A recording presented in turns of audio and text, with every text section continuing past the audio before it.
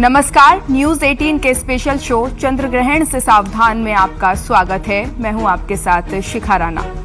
हिंदू धर्म में ग्रहण को सिर्फ खगोलीय घटना नहीं माना जाता, बल्कि इसे एक खास आध्यात्मिक समय समझा जाता है। मान्यता है कि जब ग्रहण लगता है तब वातावरण का असर थोड़ा अलग हो जाता है, इसलिए इस दौरान शादी विवाह या अन्य शुभ काम करने से बचा जाता है। ऐसा माना जाता है कि इस समय मन और शरीर पर भी प्रभाव पड़ सकता है। इसी प्रकार साल 2026 का दूसरा और आखिरी चंद्र ग्रहण 28 अगस्त को लगने जा रहा है। ये आंशिक चंद्र ग्रहण होगा। हालांकि ये ग्रहण भारत में दिखाई नहीं देगा, इसलिए यहाँ इसका सूतक काल भी मान्य नहीं होगा। ग्रहण का प्रभाव अदृश्य होने पर भी आकाशीय ऊर्जा के जरिए माना जाता है। ऐसे में कुछ राशियों को इस दौरान विशेष सावधानी बरतने की सलाह दी जाती है। इस दौरान कुछ उपाय भी जरूर करने की सलाह दी जाती है।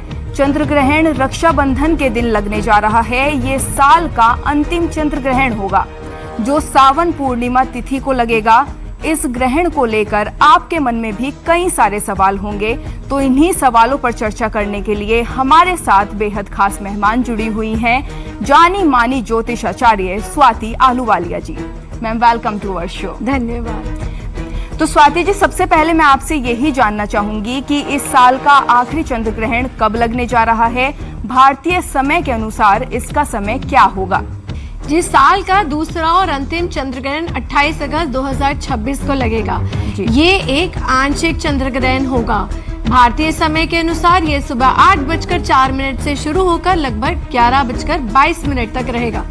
ग्रहण का अधिकतम चरण सुबह लगभग 9:43 पर रहेगा। इस साल का पहला चंद्र ग्रहण 3 मार्च 2026 को लग चुका है, इसलिए 28 अगस्त का ग्रहण इस वर्ष का दूसरा और अंतिम चंद्र ग्रहण होगा। खास बात यह है कि इस ग्रहण रक्षाबंधन और श्रावण पूर्णिमा के दिन पड़ रहा है, इसलिए इस बार चंद्र ग्रहण को लेकर लोगों की दिलचस्पी और भी बढ़ गई है। स्वाति जी, सबसे बड़ा सवाल अब यही है कि 28 अगस्त को लगने वाला चंद्र ग्रहण क्या भारत में भी दिखाई देगा? जी नहीं, 28 अगस्त 2026 का चंद्र ग्रहण भारत में नहीं दिखाई देगा। इसका मुख्य कारण ये है कि भारत में उस समय दिन का समय होगा और चंद्रमा क्षितिज के नीचे रहेगा, इसलिए भारत में इस ग्रहण को देखा नहीं जा सकेगा। इसका मतलब ये भी है कि भारत में रहने वालों के लिए इस ग्रहण को लेकर किसी तरह की घबराने वाली स्थिति नहीं है। लेकिन क्योंकि ग्रहण रक्षाबंधन के दिन पड़ रहा है, इसलिए अगला महत्वपूर्ण सवाल आता है कि भारत में उसका सूतक काल मान्य होगा या नहीं। क्योंकि भारत में ग्रहण नहीं दिखेगा तो रक्षाबंधन का पर्व मना सकते हैं। तो स्वाति जी, अगर हम ग्रहण की बात करें और सूतक काल का सवाल ना आए, ऐसा तो हो ही नहीं सकता। इस बार जब चंद्र ग्रहण भारत में दिखाई नहीं देगा, तो क्या यहाँ सूतक काल भी मान्य होगा? जी, क्योंकि 28 अगस्त 2026 का चंद्र ग्रहण भारत में नहीं दिखाई देगा, इसलिए भारत में इसका सूतक काल मान्य नहीं माना जाएगा। धार्मिक परंपरा में सामान्यतः सूतक का विचार उस स्थान के संदर्भ में किया जाता है जहां ग्रहण दिखाई देता है, इसलिए भारत में रहने वाले लोगों को इस ग्रहण का कारण पूजा पाठ या दैनिक धार्मिक गतिविधियों पर किसी विशेष तरह की रोक रखने की आवश्यकता नहीं। और रक्षाबंधन के दिन भी बहनें बिना सूतक की चिंता किए अपनी पारंपरिक विधि से राखी भाइयों को बांध सकती है। तो स्वाति जी, ग्रहण को हमारी परंपरा में सिर्फ एक खगोलीय घटना नहीं, बल्कि साधना और आत्मचिंतन के समय के रूप में भी देखा जाता है। इस दौरान क्या करना शुभ माना जाता है? जी, धार्मिक और ज्योतिषीय मान्यताओं के अनुसार ग्रहण के समय व्यक्ति अपने मन को शांत रखने के लिए ईष्ट देव का मंत्र जाप, ध्यान और प्रार्थना कर सकता है। महामृत्युंजय मंत्र, गायत्री मंत्र या अपने इष्ट देव के मंत्र का जाप भी किया जा सकता है। कुछ लोग इस समय ध्यान और प्राणायाम करने को पसंद करते हैं ताकि मन को स्थिर रखा जा सके, लेकिन इसे डर या भय से जोड़कर देखने की आवश्यकता बिल्कुल नहीं है। खासकर इस बार भारत में ग्रहण दिखाई नहीं देगा, इसलिए यहाँ किसी विशेष धार्मिक अनिवार्यता की बात ही नहीं है। तो स्वाति जी, ग्रहण को लेकर कई तरह की मान्यताएं सुनने को मिलती है। ऐसे में किन बातों से बचने की परंपरा रही है? पारंपरिक मान्यताओं के अनुसार ग्रहण के दौरान अनावश्यक भोजन करना बहुत अधिक बाहरी गतिविधियों में व्यस्त रहना और मन को अशांत रखने वाले कामों से बचने की सलाह दी जाती है। कई परिवारों में इस समय को शांत रहकर प्रार्थना और साधना के लिए रखा जाता है। हालांकि ये समझना जरूरी है कि धार्मिक और पारंपरिक मान्यताएं हैं। 28 अगस्त का ग्रहण भारत में दिखाई ही नहीं देगा, इसलिए यहाँ इन नियमों को लेकर किसी भी तरीके का भय या अनावश्यक चिंता करने की जरूरत ही नहीं है। स्वाति जी, अब बात करेंगे कि ज्योतिषीय पक्ष की इस बार के चंद्र ग्रहण को लेकर कई खास संयोग भी चर्चा में हैं। आखिर इसकी वजह क्या है? जी, इस चंद्र ग्रहण को ज्योतिषीय दृष्टि से खास इसलिए माना जा रहा है क्योंकि ग्रहण के समय चंद्रमा कुंभ राशि में और शतभिषा नक्षत्र में रहेंगे। शतभिषा नक्षत्र का स्वामी राहु माना जाता है, जबकि कुंभ राशि के स्वामी शनि है। यानी यहाँ चंद्रमा पर शनि की राशि और राहु के नक्षत्र का संबंध बन रहा है। और वैदिक ज्योतिष में चंद्रमा को मन, भावनाओं और हमारी मानसिक स्थिति का कारक ग्रह माना जाता है। इसलिए जब चंद्रमा ग्रहण के प्रभाव में आता है तो ज्योतिषीय दृष्टि से इसे मन और भावनाओं के स्तर पर विशेष समय माना जाता है। और एक दिलचस्प बात यह भी है कि ये ग्रहण श्रावण पूर्णिमा और रक्षाबंधन के दिन पड़ रहा है। इसलिए इस बार एक ही दिन में खगोलीय घटना, पूर्णिमा और एक महत्वपूर्ण पारिवारिक पर्व तीनों का संयोग देखने को मिल रहा है। तो स्वाति जी, इस बार एक ही दिन रक्षाबंधन भी है, चंद्र ग्रहण भी है। ऐसे में सबसे बड़ा सवाल यही है कि क्या ग्रहण की वजह से राखी बांधने की परंपरा पर कोई असर पड़ेगा? जी, इसको लेकर बिल्कुल घबराने की जरूरत ही नहीं है क्योंकि 28 अगस्त 2026 का चंद्र ग्रहण भारत में दिखाई नहीं देगा, इसलिए भारत में इसका सूतक काल्य भी मान्य नहीं होगा। ऐसे में रक्षाबंधन के पर्व पर ग्रहण की वजह से कोई भी विशेष धार्मिक रोक नहीं रहेगी। बहनें अपने भाई को पंचांग में बताए गए शुभ समय के अनुसार सामान्य विधि में राखी बांध सकती है। पूजा, तिलक, आरती और रक्षा सूत्र बांधने की परंपरा भी निभाई जा सकती है। इसलिए ग्रहण और रक्षाबंधन एक ही दिन होने की बात सुनकर परेशान होने की जरूरत बिल्कुल नहीं है। भारत में इस पर्व को सामान्य श्रद्धा और उत्साह के साथ ही आप मना सकते हैं। तो स्वाति जी, ग्रहण आते ही खाने पीने को लेकर भी कई तरह की बातें सामने आती है। कोई भोजन ना करने की बात करता है तो कहीं खाने में तुलसी डालने की परंपरा है। आखिर इसके पीछे क्या मान्यता है? ग्रहण के दौरान भोजन और पानी को लेकर कुछ पारंपरिक धार्मिक मान्यताएं रही हैं। पुराने समय में ग्रहण के दौरान भोजन न करना और पहले से बने भोजन में तुलसी के पत्ते रखने जैसी परंपराएं देखने को मिलती हैं। इसका संबंध उस समय की धार्मिक सोच और शुद्धता की मान्यताओं से जोड़ा जाता है। लेकिन आज के समय में इसे समझते हुए एक बात ध्यान रखनी चाहिए कि ये धार्मिक परंपराएं हैं, कोई वैज्ञानिक रूप से स्थापित अनिवार्यता नहीं। खासकर 28 अगस्त का ग्रहण भारत में तो दिखाई नहीं देगा, इसलिए यहाँ ग्रहण के कारण भोजन पानी को लेकर किसी भी तरीके का डर रखने की आवश्यकता नहीं है। अगर कोई व्यक्ति अपने पारिवारिक या धार्मिक परंपरा के अनुसार इन नियमों का पालन करना चाहता है तो वो श्रद्धा के साथ कर सकता है। तो स्वाति जी, ग्रहण खत्म होने के बाद भी कुछ परंपराएं निभाने की बात कही जाती है। आखिर ग्रहण के बाद किन चीजों को शुभ माना जाता है? धार्मिक मान्यताओं के अनुसार ग्रहण समाप्त होने के बाद स्नान करना, स्वच्छ वस्त्र धारण करना और पूजा प्रार्थना करना शुभ माना जाता है। कई लोग घर के में पूजा स्थान और आसपास के स्थान की साफ सफाई करके गंगा जल का छिड़काव भी करते हैं। इसके साथ ही अपनी श्रद्धा और सामर्थ्य के अनुसार अन्न, वस्त्र और जरूरत की कई वस्तुओं को दान करते हैं। ये भी शुभ माना जाता है। खासकर चंद्र ग्रहण के संदर्भ में चावल, दूध, सफेद वस्तुओं का दान करने की परंपरा भी मिलती है। लेकिन सबसे जरूरी बात यही है कि दान या पूजा किसी डर की वजह से ना करें, बल्कि श्रद्धा और अपनी क्षमता के अनुसार करें। तो स्वाति जी, अगर ज्योतिष की बात करें तो क्या ये ग्रहण सभी लोगों के लिए एक जैसा माना जाएगा या कुछ राशियों और नक्षत्रों पर इसका प्रभाव अधिक माना जाता है? देखिए, ज्योतिषीय दृष्टि से ग्रहण का प्रभाव सभी राशियों पर एक जैसा नहीं माना जाता। इस बार ग्रहण के समय चंद्रमा कुंभ राशि और शतभिषा नक्षत्र में होने के कारण ज्योतिषीय मान्यताओं में कुंभ राशि और शतभिषा नक्षत्र को विशेष रूप से देखा जाएगा। क्योंकि चंद्रमा को ज्योतिष से में मन, भावनाओं और मानसिक स्थिति से जोड़ा जाता है, इसलिए ग्रहण को व्यक्ति की भावनात्मक स्थिति और सोच के संदर्भ में भी देखा जाता है। हालांकि किसी व्यक्ति पर वास्तविक प्रभाव जानने के लिए केवल उसकी राशि देखना पर्याप्त नहीं होता, पूरी जन्म कुंडली और ग्रहों की स्थिति को देखना जरूरी होता है। इसलिए इसे लेकर डरने की जरूरत नहीं है। ज्योतिष में ग्रहण को समझने का उद्देश्य भय पैदा करना नहीं, बल्कि सजगता और आत्मचिंतन का समय और अवसर माना जाता है। तो स्वाति जी, ग्रहण को लेकर गर्भवती महिलाओं के लिए कई तरह की बातें कही जाती है। इस बार के ग्रहण भारत में दिखाई नहीं देगा, लेकिन हमारी परंपराओं में गर्भवती महिलाओं के लिए क्या सावधानियां बताई गई हैं?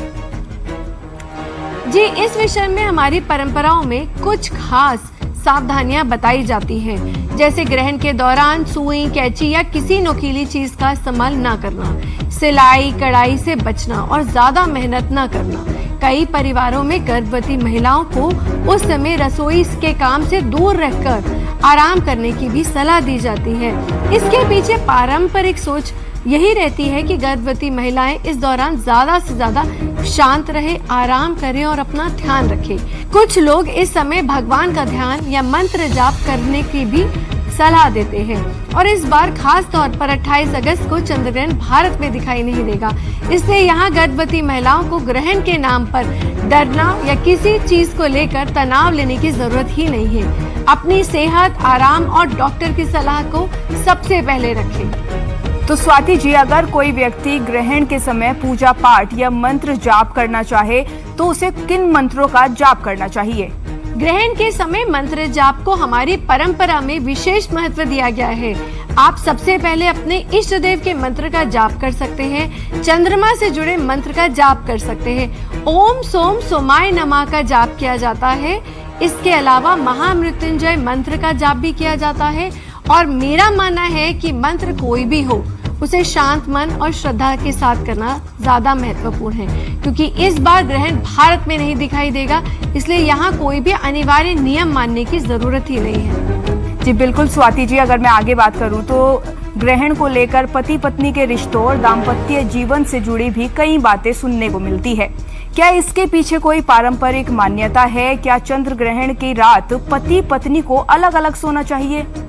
जी, कुछ पारंपरिक मान्यताओं में ग्रहण के समय दाम्पत्य संबंध बनाने से बचने की बात कही गई है। इसका संबंध उस समय का आध्यात्मिक साधना, संयम और मन को शांत रखने का समय के रूप में देखा जाना चाहिए, लेकिन इसे लेकर डर पैदा करना सही नहीं होगा। खासकर इस चंद्र ग्रहण को भारत में दृश्यता ही नहीं है, इसलिए इसे लेकर किसी तरीके की अनिवार्य पाबंदी की बात कर ही नहीं जा सकती। वैसे ज्योतिषीय शास्त्र के अनुसार चंद्र ग्रहण की रात पति पत्नी को संबंध बिल्कुल नहीं बनाना चाहिए और संभव हो तो अलग ही सोना चाहिए, क्योंकि शास्त्रों में इस समय को बेहद अशुभ और नकारात्मक ऊर्जा से जोड़ा जाता है। शास्त्रों में ग्रहण की रात को संबंध न बनाने की सबसे बड़ी वजह गर्भ धारण को रोकना है। यदि ग्रहण काल के दौरान या उस रात गर्भ ठहर जाए तो ज्योतिष के अनुसार पैदा होने वाली संतान शारीरिक या मानसिक रूप से कमजोर हो सकती है। मेरे हिसाब से ऐसे विषयों को समझते समय परंपरा और वैज्ञानिक तथ्य दोनों को अलग अलग समझना जरूरी है। किसी मान्यता को मानना व्यक्तिगत आस्था का विषय हो सकता है, लेकिन उसे डर का रूप नहीं लेना चाहिए। तो स्वाति जी, अब अगर हम राशियों की बात करें तो क्या इस ग्रहण को किसी खास राशि या नक्षत्र से ज्यादा संबंध बन रहा है? जी, ग्रहण के समय चंद्रमा कुंभ राशि और शतभिषा नक्षत्र में रहेगा, इसलिए ज्योतिषीय दृष्टि से कुंभ राशि और शतभिषा नक्षत्र को इस ग्रहण के संदर्भ में सबसे पहले देखा जाएगा। चंद्रमा को ज्योतिष में मन, भावनाओं और मानसिक स्थिति का कारक माना जाता है, इसलिए इन राशि या नक्षत्र से जुड़े लोगों के लिए ये समय अपने मन, भावनाओं और फैसलों को लेकर थोड़ा सा सजग रहने की जरूरत रहेगी। लेकिन यहाँ एक बात बहुत जरूरी है कि सिर्फ राशि देखकर किसी व्यक्ति के लिए अच्छा या कुछ बुरा परिणाम तय करना सही नहीं है। सही फलादेश के लिए पूरी जन्म कुंडली, ग्रहों की स्थिति देखना जरूरी होता है। जी बिल्कुल स्वाति जी, अब तक हमने ग्रहण के व्यक्तिगत प्रभाव और ज्योतिष पहलुओं की बात की, लेकिन जब कोई बड़ा खगोलीय घटनाक्रम होता है तो क्या उसका असर देश दुनिया के स्तर पर भी ज्योतिष में देखा जाता है? जी बिल्कुल, ज्योतिष में मैदानी ज्योतिष के माध्यम से ग्रहों की स्थिति और ग्रहण जैसी घटनाओं को देश विदेश के संदर्भ में भी देखा जाता है।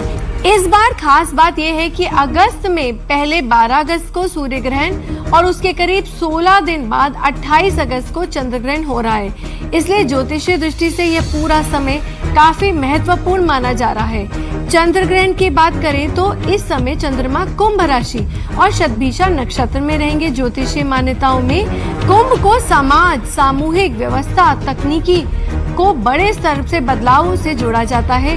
इसलिए इस तरह के ग्रहण को केवल व्यक्तिगत स्तर पर ही नहीं बल्कि सामूहिक और वैश्विक घटनाक्रम के संदर्भ में भी देखा जाता है। जी स्वाति जी, बिल्कुल। तो अब मैं आपसे जानना चाहूंगी कि चंद्र ग्रहण पर राशि अनुसार क्या उपाय हमें करने चाहिए। देखिए, मेष राशि वालों के लिए शिवलिंग पर जल चढ़ाएं और ओम नमः शिवाय का जाप करें।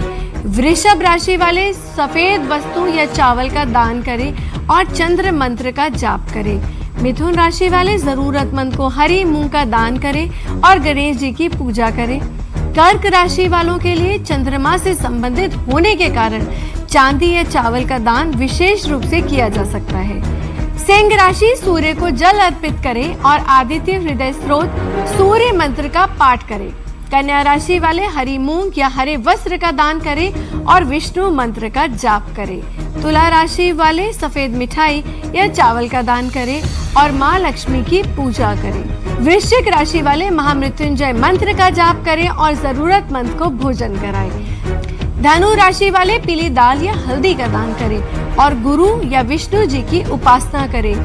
मकर राशि वाले तिल या काले वस्त्र का दान करें और ओम शन शनिश्चराय नमः का जाप करें। कुंभ राशि वाले ये ग्रहण कुंभ राशि से जोड़ा जा रहा है, इसलिए शिव आराधना, महामृत्युंजय मंत्र और जरूरतमंद को दान अविशेष रूप से करें।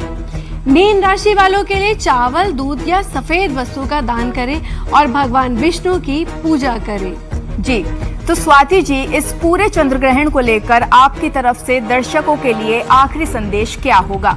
मैं बस यही कहना चाहूंगी कि ग्रहण को हमेशा डर की नजर से देखने की जरूरत नहीं है। ग्रहण एक खगोलीय घटना है, लेकिन हमारी परंपराओं में ऐसे समय को भीतर की ओर देखने का, मन को शांत रखने का और अपनी ऊर्जा को सकारात्मकता की दिशा देने का एक अवसर माना गया है।